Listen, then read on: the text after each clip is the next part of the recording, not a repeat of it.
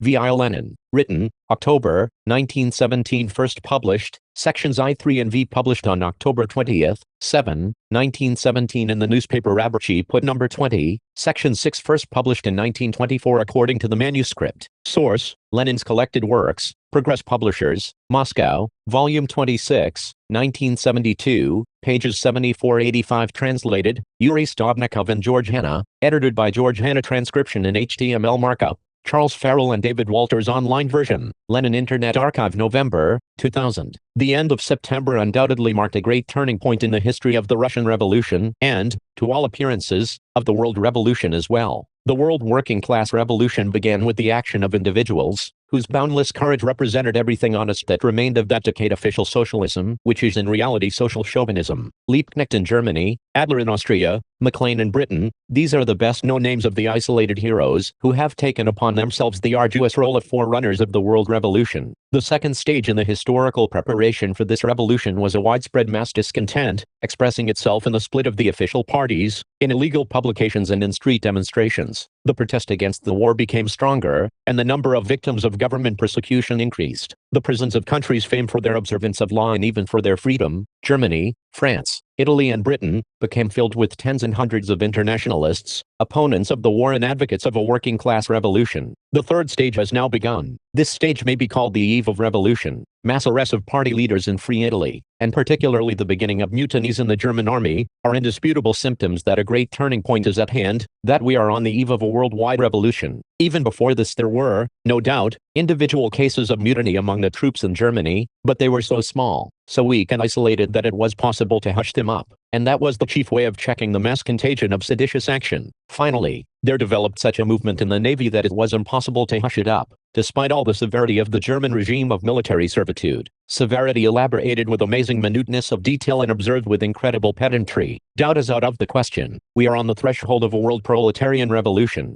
and since of all the proletarian internationalists in all countries only we Russian Bolsheviks enjoy a measure of freedom, we have a legal party and a score or so of papers. We have the Soviets of workers and soldiers, deputies of both capitals on our side, and we have the support of a majority of the people in a time of revolution. To us the saying, to whom much has been given, of him much shall be required and all justice can and must be applied. 2. The crucial point of the revolution in Russia has undoubtedly arrived. In a peasant country, and under a revolutionary, republican government which enjoys the support of the socialist revolutionary and Menshevik parties that only yesterday dominated petty bourgeois democracy, a peasant revolt is developing. Incredible as this is, it is a fact. We Bolsheviks are not surprised by this fact. We have always said that the government of the notorious coalition with the bourgeoisie is a government that betrays democracy and the revolution, that it is a government of imperialist slaughter, a government that protects the capitalists and landowners from the people. Owing to the deception practiced by the socialist revolutionaries and the Mensheviks, there still exists in Russia, under a republic and in a time of revolution, a government of capitalists and landowners side by side with the Soviets.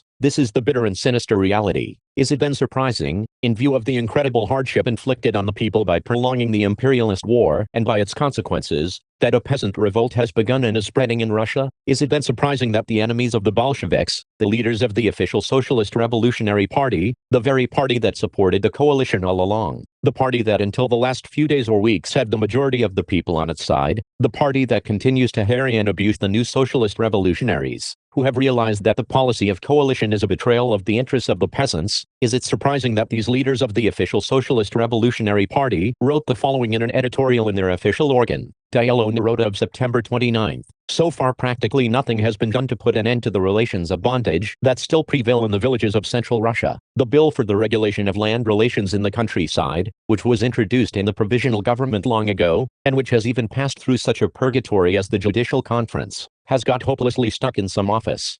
Are we not right in asserting that a Republican government is still a long way from having rid itself of the old habits of the Tsarist administration, and that the dead hand of Stolypin is still making itself strongly felt in the methods of the revolutionary ministers? This is written by the official socialist revolutionaries. Just think, the supporters of the coalition are forced to admit that in a peasant country, after 7 months of revolution, practically nothing has been done to put an end to the bondage of the peasants, to their enslavement by the landowners. These socialist revolutionaries are forced to give the name of Stolypins to their colleague, Kerensky, and his gang of ministers. Could we get more eloquent testimony than this from the camp of our opponents, not only to the effect that the coalition has collapsed and that the official socialist revolutionaries who tolerate Kerensky have become an anti-popular, anti-peasant and counter-revolutionary party, but also that the whole Russian Revolution has reached a turning point, a peasant revolt in a peasant country against the government of the socialist revolutionary Kerensky, the Mensheviks Nikitin and Gvozdyov, and other ministers who represent capital in the interests of the landowners. The crushing of this revolt by military measures by a Republican government. In the face of such facts, can one remain a conscientious champion of the proletariat and yet deny that a crisis has matured, that the revolution is passing through an extremely critical moment, that the government's victory over the peasant revolt would now sound the death knell of the revolution, would be the final triumph of the Kornilov revolt?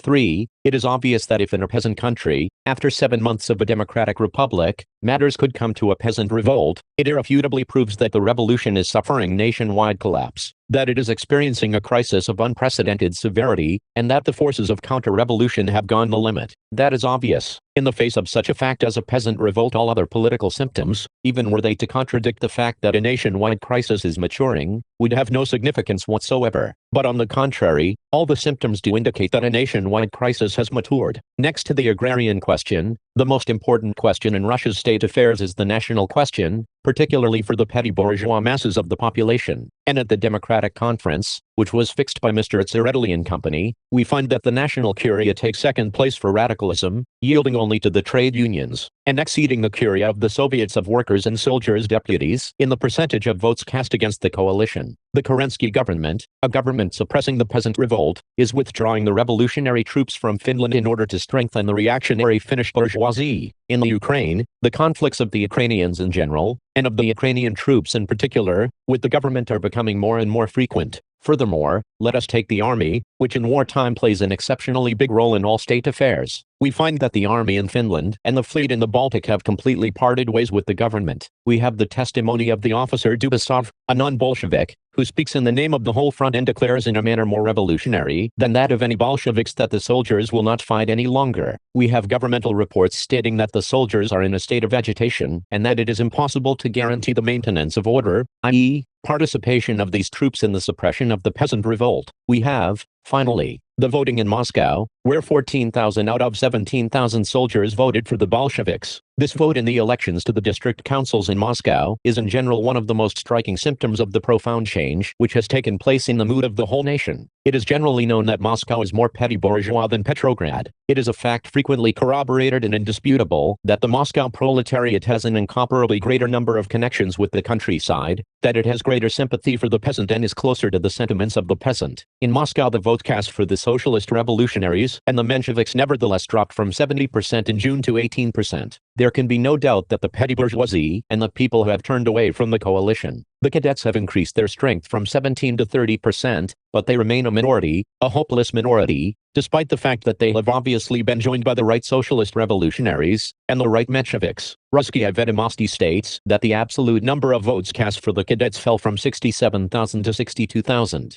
Only the votes cast for the Bolsheviks increased, from 34,000 to 82,000. They received 47% of the total vote. There can be no shadow of doubt that we, together with the left socialist revolutionaries, now have a majority in the Soviets, in the army, and in the country. Among the symptoms that have not only a symptomatic, but also a very real significance is the fact that the armies of railway and postal employees, who are of immense importance from the general economic, political and military point of view, continue to be in sharp conflict with the government. Even the Menshevik defenses are dissatisfied with their minister, Nikitin, and the official socialist revolutionaries call Kerensky and Company Stolypins. Is it not clear that if such support of the government by the Mensheviks and socialist revolutionaries has any value at all, it can be only a negative value? Yes, the leaders of the Central Executive Committee are pursuing the correct tactics of defending the bourgeoisie and the landowners, and there is not the slightest doubt that if the Bolsheviks allowed themselves to be caught in the trap of constitutional illusions, faith in the Congress of Soviets and in the convocation of the Constituent Assembly, waiting for the Congress of Soviets, and so forth, these Bolsheviks would most certainly be miserable traitors to the proletarian cause. They would be traitors to the cause, for by their conduct they would be betraying the German revolutionary workers, who have started a revolt in the Navy. To wait for the Congress of Soviets, and so forth under such circumstances, would be a betrayal of internationalism, a betrayal of the cause of the world socialist revolution. For internationalism consists of deeds and not phrases, not expressions of solidarity, not resolutions. The Bolsheviks would be traitors to the peasants, for to tolerate the suppression of the peasant revolt by a government which even Dielo Naroda compares with the Stolypin government would be to ruin the whole revolution, to ruin it for good. An outcry is raised about anarchy and about the increasing indifference of the people, but what else can the people be but indifferent to the elections, when the peasants have been driven to revolt while the so-called revolutionary Democrats are patiently tolerating its suppression by military force? The Bolsheviks would be traitors to democracy and to freedom, for to tolerate the suppression of the peasant revolt at such a moment would mean allowing the elections to the Constituent Assembly to be fixed in exactly the same way as the Democratic Conference and the pre-parliament were fixed, only even worse and more crudely. The crisis has matured. The whole future of the Russian Revolution is at stake. The honor of the Bolshevik Party is in question. The whole future of the International Workers' Revolution for Socialism is at stake. The crisis has matured. September 29, 1917. Everything to this point may be published, but what follows is to be distributed among the members of the Central Committee, the Petrograd Committee, the Moscow Committee, and the Soviets. 6. What, then, is to be done? We must Ospergen was ist, state the facts, admit the truth that there is a tendency, or an opinion, in our Central Committee and among the leaders of our party which favors waiting for the Congress of Soviets, and as opposed to taking power immediately, is opposed to an immediate insurrection. That tendency, or opinion, must be overcome. Otherwise, the Bolsheviks will cover themselves with eternal shame and destroy themselves as a party. For to miss such a moment and to wait for the Congress of Soviets would be utter idiocy, or sheer treachery. It would be sheer treachery to the German workers. Surely we should not wait until their revolution begins. In that case even the libertins would be in favor of supporting it. But it cannot begin as long as Kerensky, Kishkin and company are in power. It would be sheer treachery to the peasants. To allow the peasant revolt to be suppressed when we control the Soviets of both capitals would be to lose, and justly lose, every ounce of the peasants' confidence. In the eyes of the peasants, we would be putting ourselves on a level with the libertins and other scoundrels. To wait for the Congress of Soviets would be utter idiocy, for it would mean losing weeks at a time when weeks and even days decide everything. It would mean faint-heartedly renouncing power, for on November 1st too it will have become impossible to take power, both politically and technically, since the Cossacks would be mobilized for the day of the insurrection so foolishly appointed. To wait for the Congress of Soviets is idiocy, for the Congress will give nothing, and can give nothing. Moral importance? Strange indeed, to talk of the importance of resolutions and conversations with the libertins when we know that the Soviets support the peasants and that the peasant revolt is being suppressed.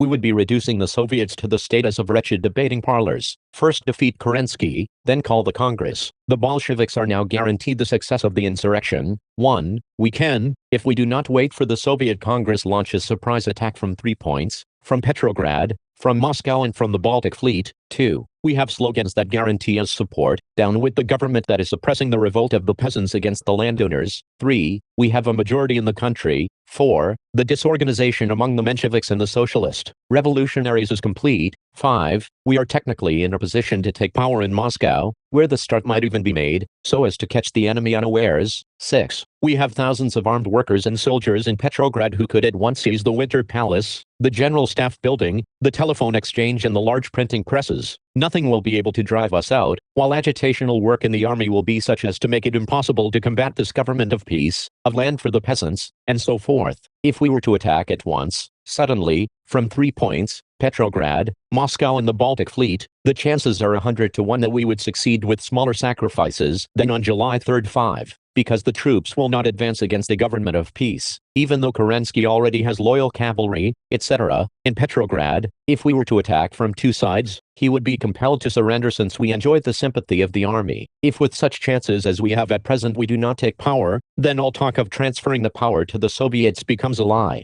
To refrain from taking power now, to wait, to indulge in talk in the Central Executive Committee, to confine ourselves to fighting for the organ of the Soviet, fighting for the Congress, is to doom the revolution to failure. In view of the fact that the Central Committee has even left unanswered the persistent demands I have been making for such a policy ever since the beginning of the Democratic Conference, in view of the fact that the central organ is deleting from my articles all references to such glaring errors on the part of the Bolsheviks as the shameful decision to participate in the pre-parliament, the admission of Mensheviks to the presidium of the Soviet, etc., etc., I am compelled to regard this as a subtle hint at the unwillingness of the Central Committee even to consider this question, a subtle hint that I should keep my mouth shut, and as a proposal for me to retire. I am compelled to tender my resignation from the Central Committee, which I hereby do, reserving for myself freedom to campaign among the rank and file of the party and at the party Congress. For it is my profound conviction that if we wait for the Congress of Soviets and let the present moment pass, we shall ruin the revolution. And Lenin, September 29. P.S. There are a number of facts which serve to prove that even the Cossack troops will not go against a government of peace. And how many are there? Where are they? And will not the entire army dispatch units for our support? Footnotes. Written in Vyborg. It consisted of 6 chapters, the last not being intended for publication but for circulation among members of the Central Committee, the Petrograd and Moscow committees and the Soviets. Only the manuscripts of the last 2 chapters has come down to us. The article was first published in 4 chapters in Rabachi Put number 30 of October 20th, 7, 1917. A comparison of the newspaper text and the manuscripts shows that one of the chapters was omitted and chapter 5 was headed as chapter 4. The article was widely carried by Bolshevik periodicals. The references to the revolutionary action by German sailors in August 1917, who were led by a revolutionary sailors organization numbering 4,000 members. It was led by seamen Max Riechpeach and Alban Kubis of the Friedrich der Grosse. The organization decided to fight for a democratic peace and prepare for an uprising. Manifestations broke out in the Navy in early August. Sailors of the warship Prinz Regent Luitpold, which was at Wilhelmshaven, took absence without leave to fight for the release of their comrades who had earlier been arrested for staging a strike. On August 16, the firemen of the Westphalia refused to work. At the same time, the crew of the cruiser Nuremberg, which was out at sea, staged an uprising. The sailors' movement spread to the ships of several squadrons at Wilhelmshaven. These manifestations were put down with great savagery. Riechpeach and Kubis were shot and other active participants were sentenced to long terms of hard labor. The references to what an officer, Dubasov, said at a meeting of the Petrograd Soviet on September 21, 1917. He had just returned from the front and declared, "Whatever you may say over here, the soldiers will not fight." p. 80. The references to the nationwide strike of railwaymen for higher wages. It started on the night of September 23, 1917, and threw the provisional government into a panic. The bourgeois press attacked the striking railwaymen. The strike was discussed by the Central Committee of the RSDLP on September 24, 1917. In an appeal, "Let's Help the Railwaymen," which was published in Rabachi Put, The Workers' Path, the Central Committee exposed the counter-revolutionary policy of the provisional government and called on the proletariat to express full sympathy for the railwaymen, protect them from the provocative attacks of the counter-revolutionaries and do everything to prevent their strike from being isolated and defeated. The strike ended on the night of September 26, 1917, when the provisional government satisfied some of the railwaymen's demands. The references to the attitude of Kamenev, Zinoviev, and Stalin and their followers. Kamenev and Zinoviev opposed Lenin's plan for an armed uprising, declaring that the working class of Russia was incapable of carrying out a socialist revolution. They slid down to the Menshevik position of demanding a bourgeois republic. To convene the Congress of Soviets for October 20th in order to decide upon taking power, how does that differ from foolishly appointing an insurrection? It is possible to take power now, whereas on October 20th, 29 you will not be given a chance to. What has the party done to study the disposition of the troops, etc.? What has it done to conduct the insurrection as an art? Mere talk in the Central Executive Committee, and so on.